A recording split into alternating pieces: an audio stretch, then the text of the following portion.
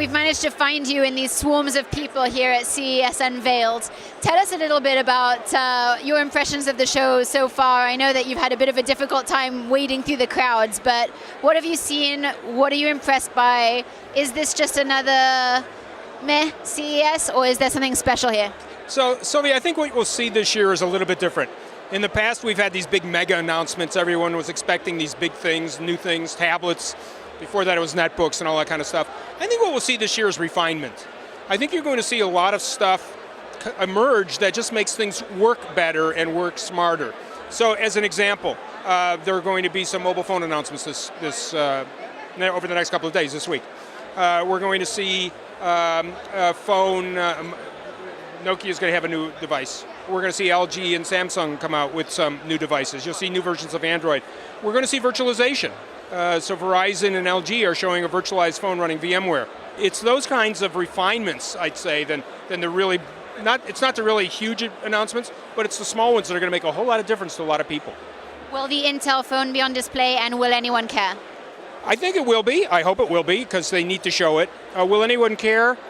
I don't think consumers are going to rush out and say, I got to buy an Intel Inside phone.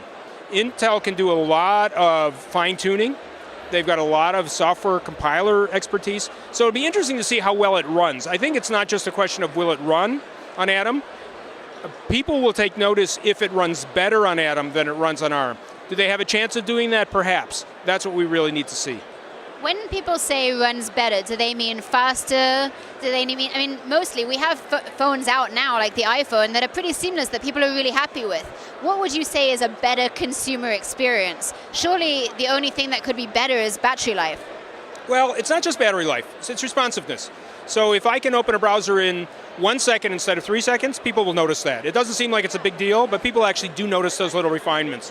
If I can do streaming media at 30 frames per second versus 10 frames per second, people will notice that. If I can run applications that open up perhaps in microseconds rather than 2 or 3 seconds, people will notice that. So it's the little things. It's not huge things, but it does make a difference. It really is a usability feature issue. I've heard a lot of buzz about Windows 8. It's unclear whether we're going to see any Windows 8 actually demoed on the show floor. What do you think of the whole Windows 8 buzz? So Windows 8 is going to be very interesting, because if we look out, not so much this year, but I'd say next year, if we look out, what does Windows 8 become? Is Windows 8 this diverse system of Microsoft code that we have today? So we've got Windows Phone, and we've got Windows 7, and then we've got whatever's going to come out on tablets, or does it become a conglomerate? Sure, there are going to be versions, but will it be more unified between phones, tablets, and PCs? That's when it gets exciting. Secondly, I think that Windows 8 on ARM, doomed is maybe too strong a word, but I don't think it's going to be terribly successful for a number of reasons. Number one, it's not backwards compatible. Number two is it's not clear that they're going to be able to do or replicate everything that Windows 8 can do on an Atom-based or an Intel IA-based phone that you can do on ARM. And number three, and I think this is very important, if the market doesn't quickly take up Windows on ARM, Microsoft isn't going to spend a lot of resources with that. They've tried this in the past. I know we can remember not that long ago when Windows ran on multiple chipsets. It ran on MIPS, it ran on early ARM, and ran on IA. They all went away. They went to IA because that's what the market went with.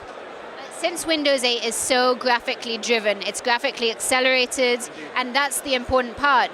Intel is using the same graphics company as, say, TI, which is Imagination Technologies. How important is that x86 versus ARM on the Windows 8 platform? I think it's important, from a graphics perspective, more and more is getting pushed into the graphics core. So graphics cores are critical going forward on everything from phones to tablets to PCs. It's not one or the other. A lot of what goes on in your browser today, especially in the newer versions of operating systems, are going to be driven or are going to run on the GPU, not on the CPU. So graphics is very key. Now, you're right. A lot of what Intel does and others do is license their cores. Even Qualcomm just took a license on Imagination Tech, so that tells you something about the Qualcomm graphics as well. NVIDIA probably has the best graphics engine in existence in that sense, but it doesn't have the best CPU architecture. So it'll be interesting to see not just about the licensing, but how they take that license and what they do with it. And that, the jury's still out on that. Great. Well, Jack, as ever, thank you so much, and we'll be catching up with you for more insight during the show. All right, take care.